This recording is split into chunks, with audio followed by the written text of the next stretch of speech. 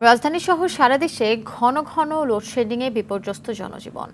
এক সপ্তাহেরও বেশি সময় ধরে চলছে বিদ্যুতের এই অবস্থা।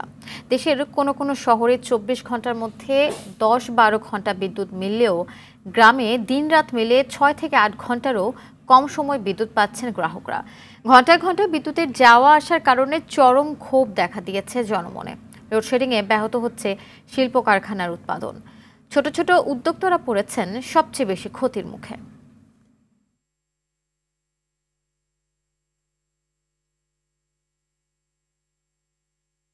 দিনের বেলা মনে করেন যে ২৪ ঘন্টার মধ্যে ১২ ঘন্টায় লোডশেডিং থাকে, তাহলে এই অবস্থা তো চলা খুবই কষ্টকর।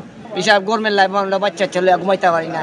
কাস্টমারে চিল্লা করে গালাগালি করে, দাদা কারেন্ট নাই, কেন কাঠ মিটার গিয়ে কাঠ নাই, না কই কাঠ আছে রে ভাই, কারেন্ট নাই, গেলে ২ ঘন্টা ১.৫ ঘন্টা ১ ঘন্টা লেগে কারেন্ট নেই। লোডশেডিং এর পরিস্থিতি জানাতে রংপুর থেকে সরাসরি যোগ দিচ্ছেন সহকর্মী জাহাঙ্গীর আলম বাদল। আমরা সংবাদে শুনছিলাম যে গ্রামগুলোতে শহরের চেয়েও বেশি খারাপ অবস্থা লোডশেডিং এর। তো রংপুরে লোডশেডিং এর বিষয়ে কি তথ্য রয়েছে, বিস্তারিত জানাবেন আমাদের।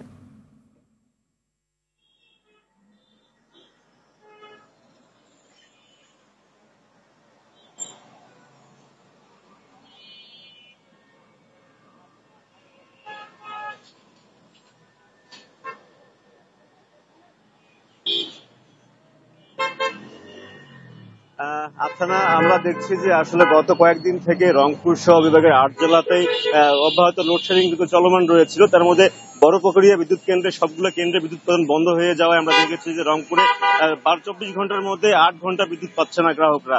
বিশেষ করে নেসকো, রংপুর শহরে নেসকো বিদ্যুৎ আসলে লোডশেডিং কিছুটা মাত্রা কম থাকলেও বিশেষ করে পল্লী বিদ্যুৎ যে রয়েছেন সেখানে কিন্তু আমরা দেখেছি যে আপনার এখন পর্যন্ত ৬ থেকে ৭ ঘন্টা থাকছে ২৪ ঘন্টার মধ্যে বিদ্যুৎ। এতে কিন্তু অনেকটাই ভোগান্তির শিকার হচ্ছে সাধারণ মানুষ, বিশেষ করে যারা নতুন উদ্যোক্তা, যারা পোল্ট্রি শিল্পের সাথে জড়িত রয়েছেন, তারা অনেকটাই সমস্যার সম্মুখীন হচ্ছেন এই বিদ্যুৎ না থাকার কারণে।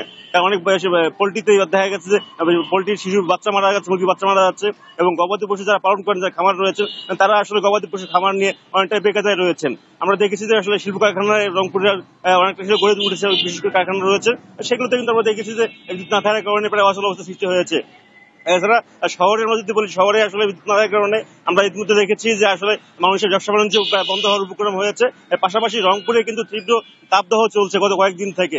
একদিকে প্রচন্ড রোদ, প্রচন্ড গরম, তার উপরে বিদ্যুৎ না থাকার কারণে কিন্তু মানুষ নানাভাবে অসুস্থ হয়ে পড়ছেন, এবং তারা কিন্তু অনেকে শিশু নিয়ে অনেক বেকায়দায় পড়েছেন অনেক পরিবার। আমরা ইতিমধ্যে লক্ষ্য করেছি যে, এবং এই বিদ্যুৎ অফিসগুলো বলছেন যে তারা চাহিদার তুলনায় বিদ্যুৎ কম হওয়ার কারণে তারা কিন্তু আজকে বিদ্যুৎ লোডশেডিং শিকার হচ্ছেন, এবং তারা বলছেন যে হয়তো গ্রিড থেকে বিদ্যুৎ পুরোপুরি তারা পেলে হয়তো বিদ্যুৎ স্বাভাবিক হবে। সব মিলিয়ে রংপুরের বিদ্যুৎ পরিস্থিতি এটি কিন্তু অনেকটাই অস্বাভাবিক।